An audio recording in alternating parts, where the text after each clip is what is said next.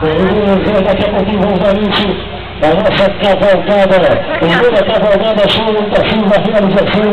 Estrepandos, presidente Luizão, com apoio total do Ministério do Turismo, Governo Federal, Brasil, um país de todos. Deputado Federal Regis de Oliveira, apoio da Prefeitura Municipal de Itaçuba, prefeito Marcelo, Secretaria Municipal de Agricultura, secretário Messias Pinta Costa, o apoio também do Fotomaster, posto Sonho Dourado, lá mais um pouquinho de rede.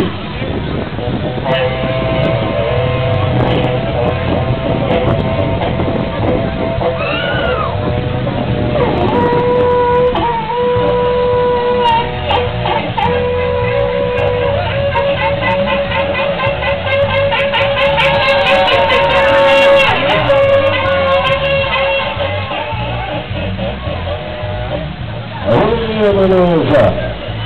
Aqui já nós três vezes, Luizão. Vamos começar, Luizão?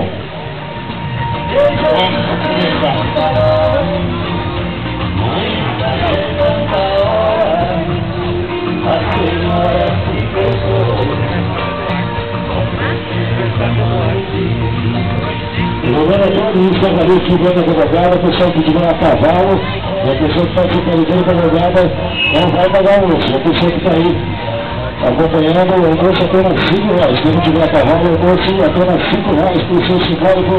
A vocês participaram do tempo do almoço também com comemoração às Dia das Mães, apenas R$5. Cavaleiros não pagam o restante apenas R$5. Todo mundo apenas Suzano dos Santos, ao início, a sensacional cavalgada de Itaçuba. Levantando os botões eletrônicos do DJ Toque.